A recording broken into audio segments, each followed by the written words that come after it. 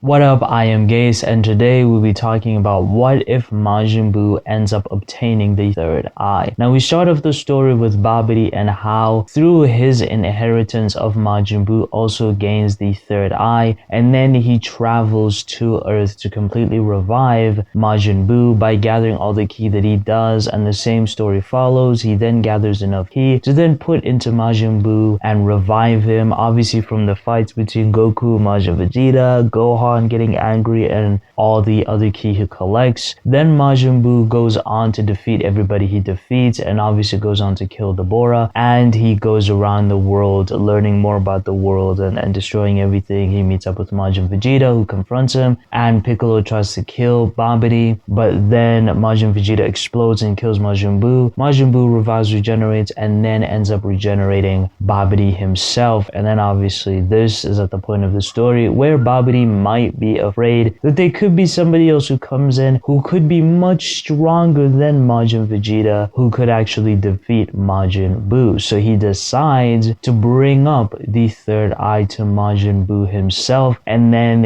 he decides to plant the third eye within him, fully confident that Majin Buu will be under his control no matter what. Now they go on with Majin Buu. Obviously he's a bit of a goof and he doesn't fully understand what the third eye is. As we saw with Daima, he might actually turn into bigger, stronger, buff Majin Buu, kind of like the buff Buu that we've got in Dragon Ball Super. And then he does go around destroying everything within his wake. And as he's doing that, we notice that Goku obviously has to buy time, just like the original story, and decides to turn into Super Saiyan 3 in front of them in order to buy time for the other Z fighters, especially Goten and Trunks. But this time, instead of Super Saiyan 3 being able to box him like that and kind of throw him for a loop, he actually does get defeated by Majin Buu himself because of his third eye that continuously regenerates stamina and completely refreshes somebody while giving them seemingly infinite strength. Like it's just continually exponentially growing based off of what Daima showed us. And this time Goku doesn't make it back to the other guys, and he actually does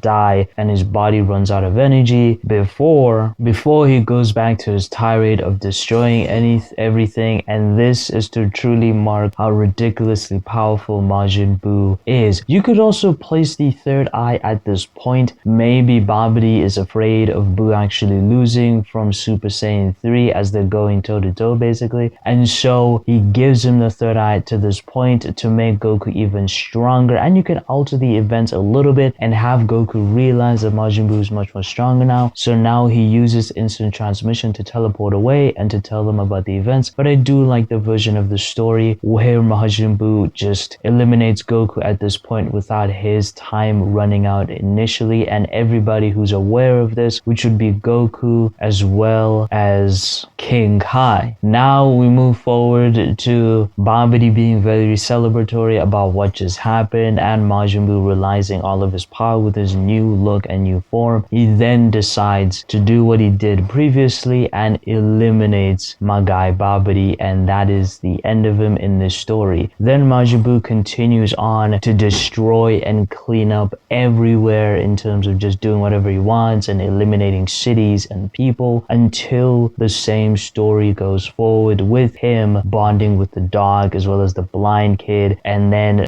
Mr. Satan later on, and he sees the dog getting killed, and that creates evil Buu, the chocolate Buu basically. But this time, because Majin Buu has the third eye, and obviously he's turned good now because of Mr. Satan and everything else that happened with him, or at least slightly better, and his desires of destroying the world are not the same anymore. Now he has to find Chocolate Buu, who wants to eliminate him and eat him to turn into Super Buu. But Majin Buu wins because of the third eye, and this leads to Majin Buu devouring evil / Chocolate Buu, and now there is no Super Buu. There is no eradication of the entire human race. Instead, Goten and Trunks turn into the fusion, and like they did previously, they fly in the previous story, they fly in to fight Majin Buu, but Mr. Satan is there and he's obviously telling them stop, do not do it. All right, he's completely changed. He's a different person. And since they know Mr. Satan, they kind of decide to listen a little bit. But because they are the goofy Gotenks, they decide to fight him anyways, and they lose. And every single time they come back, once they've healed from senzu beans, they lose again and again and again and again. And Majin Buu continues to be on the leash with Mr. Satan, and they kind of decide in a jokey Gotenks-like manner, did you know what, this guy's not really doing anything to anybody anymore. We are just going to stop this fight. While Piccolo and the rest are concerned and are very afraid that this may be a ruse, they then all decide to meet up with Mr. Satan, especially Piccolo flying over there from the information given by Gotenks, and learns that Majin Buu is actually completely different. But they are still wary, so they decide to tell Mr. Satan. Piccolo specifically comes up with this plan that Mr. Satan should bring Majin Buu into the Chamber of Spirit and Time, which is the hyperbolic time chamber. Bring him in there, and then they will destroy the door, basically, so that Majin Buu can have as much food and as much stuff as he wants. Or maybe before they decide to destroy the door, they decide to let him live in there for as long as he wants, and will continue to supply him all the chocolates and food, and they will use the Dragon Balls and everything else to give him whatever wish he wants, including if a dog dies that he would love, they would just revive the dog using the Dragon Balls, even giving the dog infinite life, like immortality, like Frieza wanted. And they could even do that with Mr. Satan too. By the way, why did no one ever wish for immortality? Anyways,